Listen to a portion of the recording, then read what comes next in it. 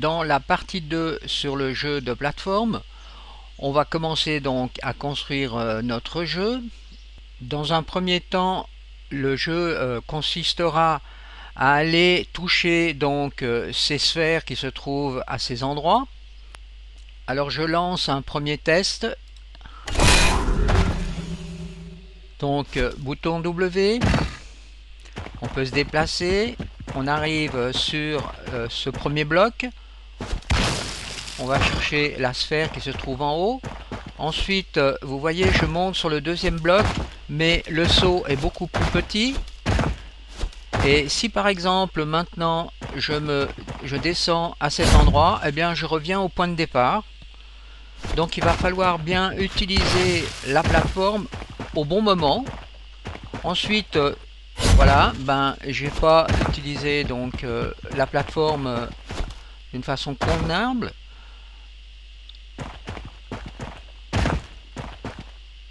Et voilà, je reviens au départ parce que j'ai oublié d'aller faire un double jump pour aller chercher la deuxième sphère.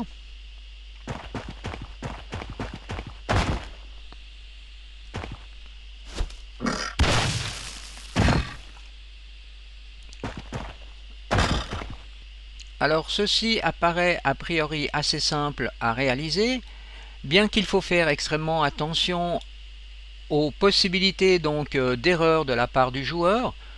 Alors on va regarder déjà un petit peu comment ça a été programmé. Alors j'ouvre le Kismet. Donc ici on retrouve la séquence de programmation pour ces différents blocs. Alors je vous conseille toujours de mettre un maximum d'informations, car plus le jeu va se compliquer et ce sera pas évident de retrouver à quoi servent tous ces triggers, enfin ces téléports et ainsi de suite. Donc il suffit d'être assez minutieux en mettant un maximum d'informations. Alors avant toute chose, nous allons voir comment on peut donc commencer à construire ce jeu. Donc j'ai commencé par créer un bloc qui représente ici le sol et vous voyez qui est énorme, donc pour donner une possibilité de se déplacer très longtemps dans le jeu. Ensuite, si je reviens dans la vue en perspective, eh bien on constate ici que sur le sol j'ai mis une matière, et cette matière, si je fais un find content browser, eh bien je vois que cette matière est une matière substance. Donc ces matières sont beaucoup plus légères et autant les utiliser. Ensuite j'ai créé un mur en utilisant des blocs que l'on trouve dans le jeu. Donc vous voyez, ce sont ces static mesh. Alors attention, vous voyez ici, il faudra bien tourner le mur donc de façon à voir le mur de face et non le mur derrière le mur où vous voyez ici les faces n'ont pas été créées. Ensuite j'ai choisi ce type d'escalier pour commencer le jeu. Donc vous voyez, c'est cet escalier qui se trouve ici dans le browser. Donc c'est de nouveau une static mesh. Ensuite j'ai créé donc un premier bloc. Alors ce bloc est une static mesh, mais j'ai créé ce bloc donc dans l'éditeur. Rappelez-vous la procédure à suivre. Alors on crée une broche avec ces dimensions ici, 256, 256 et 128. Et ensuite on va chercher donc une matière dans le browser. De nouveau j'utilise une matière substance, donc dans la librairie des matières substances. Alors attention, le point de pivot est au centre du cube. Alors maintenant on peut faire une opération d'addition en cliquant sur cette icône. Là on a donc créé un bloc, mais ceci est un bloc BSP. Il va falloir le transformer en une static mesh que l'on va sauver dans un package. Je commence par désélectionner la broche en appuyant sur la touche B du clavier. Ensuite, en mode fil de fer, je peux plus facilement retrouver le BSP que maintenant je peux donc convertir avec le bouton droit. Vous voyez, convert to static mesh. Et là, vous allez donc mettre cette static mesh dans un paquet. Je donne donc le nom suivant, mi paquet plateforme. Le groupe static mesh et le nom de la static mesh est bloc. Donc on peut faire OK. À ce moment-là, vous obtenez donc cette static mesh là. Si maintenant j'ouvre l'éditeur de static mesh en cliquant 2 fois sur cette icône, eh bien donc vous voyez là on obtient le bloc. Alors il va falloir déjà en premier mettre une collision sur ce bloc. Alors pour cela je rends donc show collision et je crée ici une collision, simple collision, ce qui me donne ce cube autour donc de la static mesh qui va jouer le rôle de collision pour le player. Alors ensuite il ne va pas falloir oublier donc de supprimer le bloc BSP. Alors je les sélectionne, donc c'est ce bloc, et ensuite je fais delete, et souvenez-vous, je dois refaire une compilation de la géométrie pour que le bloc BSP disparaisse. Ensuite, eh bien, tout simplement, je fais un drag and drop de la static mesh dans la scène. Ensuite, je rajoute tout simplement 3 blocs supplémentaires, mais avec une échelle différente. Donc vous agissez à cet endroit pour changer l'échelle de la static mesh. Donc j'ai mis 2 de hauteur. Ici j'ai mis 3 de hauteur. Et là j'ai mis 0,2 donc d'épaisseur. Ensuite j'ai procédé de la même façon donc pour créer donc ces sphères qui sont les cibles à toucher.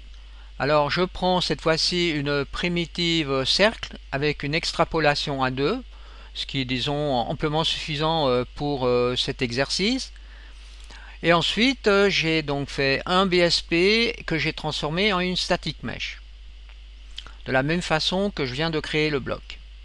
Donc on retrouve ici la static mesh boule, donc qui n'a absolument pas de collision. Et ensuite, la matière que j'utilise donc sur cette boule est une matière donc qui se trouve dans le browser à cet endroit. Donc maintenant, je vais pouvoir commencer à créer donc le programme. Alors, si on ouvre le Kismet, souvenez-vous donc dans la partie 1 sur le jeu de plateforme, on a déjà étudié toute cette partie ici. Alors maintenant, intéressons-nous à cette deuxième partie que l'on va créer ensemble. Alors, le player démarre depuis le player start, il monte l'escalier et il arrive par exemple ici sur le bloc 1. Alors, sur le bloc 1, à cet endroit, j'ai créé un trigger volume. Vous voyez, trigger volume. Pour créer un trigger volume, on utilise la broche cubique, donc au format par exemple 256, 256, 128. Et ensuite, on convertit cette broche en un trigger volume en cliquant sur l'icône volume et en choisissant trigger volume.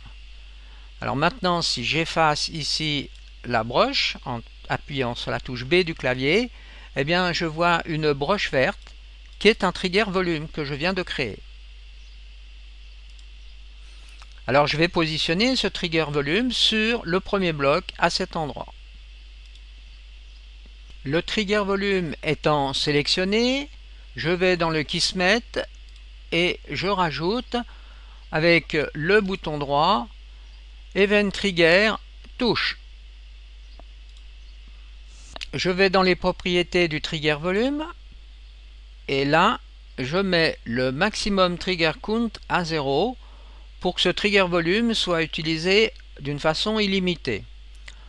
Ensuite, la sortie du trigger volume rentre dans une console commande où dans cette console commande on a mis une ligne de commande set jump Z à 750 unités. Ça veut dire que le player va sauter de 750 unités.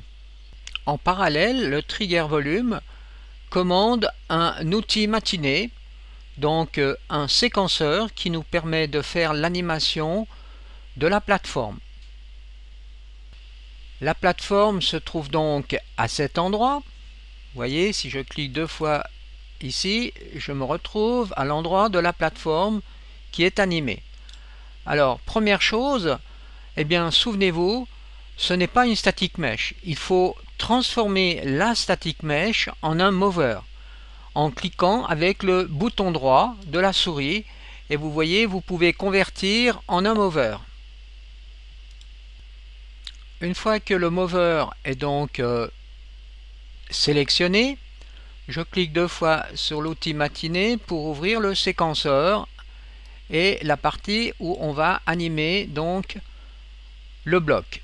Alors, souvenez-vous, le bloc étant donc bien sélectionné, on fait New Empty Group, donc ça me donne ici le mover, et ensuite avec le bouton droit, on rajoute une piste de mouvement.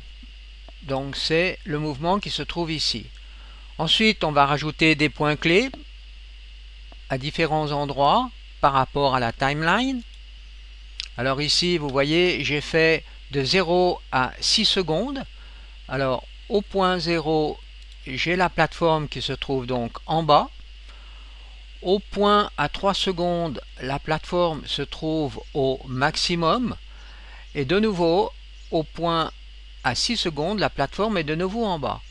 Ce qui me donne cette animation.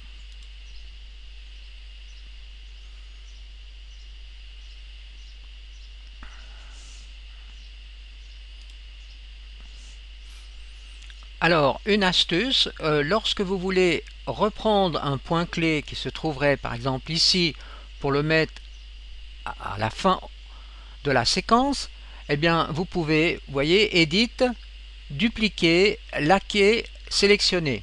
Et ensuite vous pouvez la déplacer au bout de la timeline. Donc pour résumer, au moment où le player touche le trigger volume bloc 1, il déclenche l'animation de la plateforme. Alors, effectuons un test. Je me déplace, donc, vous voyez, la plateforme n'est pas encore animée et voilà, elle démarre.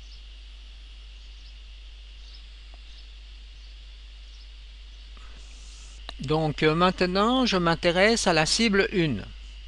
Alors, la cible 1 est de nouveau ici, vous voyez, un mover aussi, c'est-à-dire plus exactement un interpolateur, un acteur d'interpolation, donc qui peut être animé si nécessaire, mais dans le cas présent, c'est pas parce qu'on veut l'animer, mais simplement c'est parce qu'on veut le rendre invisible au moment où le player va le toucher.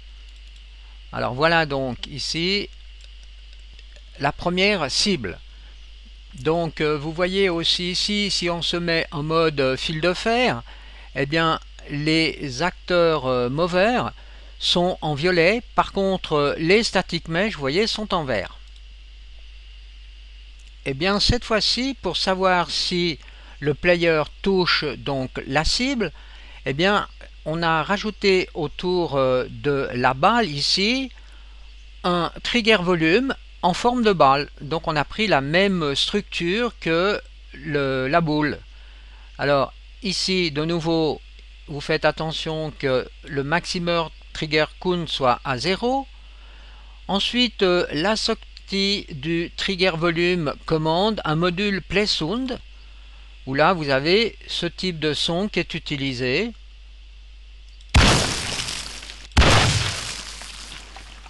Et qui signale que la cible a été touchée. Et maintenant, on rajoute ici un toggle hidden, c'est-à-dire qu'on rend invisible la boule une fois que cette boule a été touchée. Donc, bien sûr, ici, on a l'acteur dynamique, donc la première cible. Alors, effectuons un test.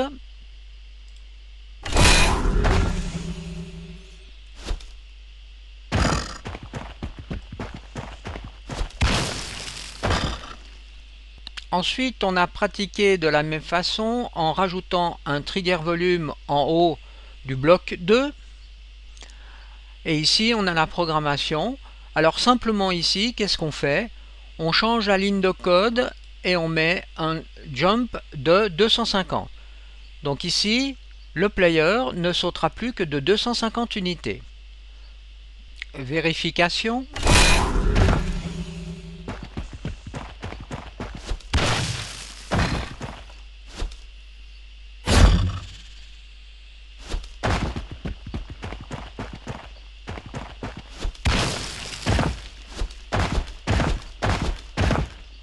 Ensuite, on rajoute un nouveau trigger volume, donc sur le bloc 3, sur le plateau. Ceci va nous permettre de renvoyer le joueur au début du jeu avec un module téléporteur si le player loupe la plateforme. Alors ici, toujours même principe, trigger volume qui correspond à ce trigger volume ici. On rajoute donc ce module téléporte. Alors, eh bien, le target, eh bien, c'est le player. Le player, on doit le renvoyer à la destination qui est le player start.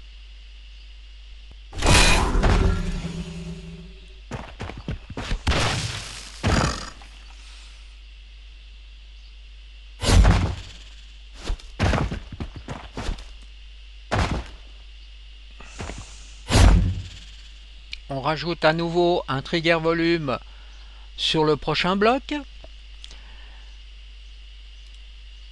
Et ici, on va définir un double jump. En somme, pourquoi on veut un double jump? Eh bien, tout simplement pour aller chercher la cible 2 qui est beaucoup plus haute. Alors, le trigger volume se retrouve donc ici dans le Kismet. On met une ligne de commande ici, donc on va redéfinir le jump à 750 unités. Et en suivant ici, on change la propriété, donc le maxi multi-jump. Souvenez-vous, on avait mis le maxi multi-jump dans la partie 1 de ce cours à 0. Et bien cette fois-ci, on met la valeur à 1, ce qui permet d'appuyer 2 fois sur la touche W, ce qui nous permet de créer un double jump. Pour la deuxième cible, on pratique toujours de la même façon, donc on met un trigger volume autour de la balle. Donc c'est ce trigger volume, on lance un son et ensuite on cache donc la cible 2.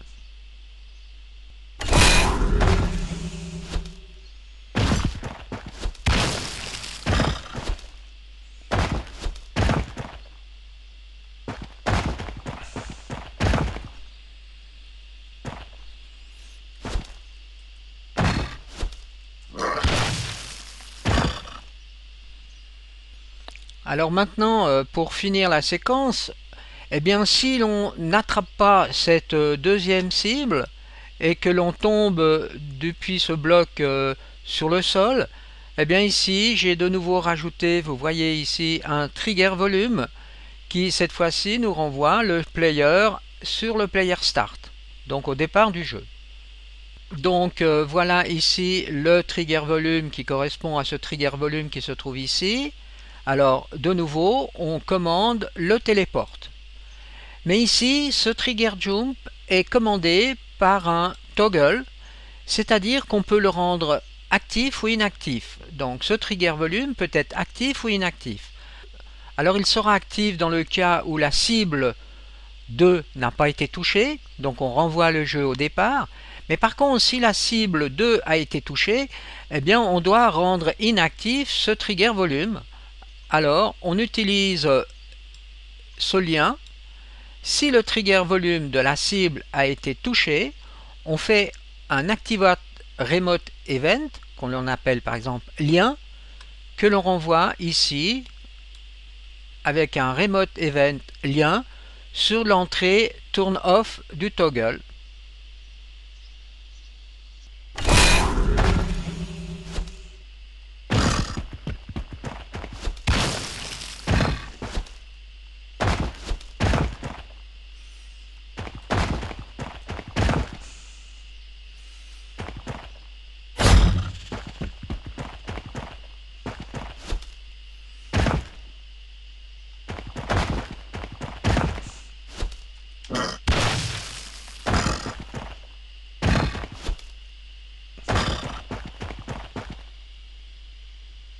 Alors n'oubliez pas aussi de créer un Lightmass importante volume.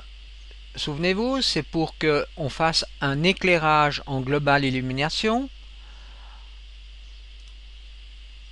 Donc pour l'instant, eh bien, on n'est que sur la partie qui nous intéresse du jeu.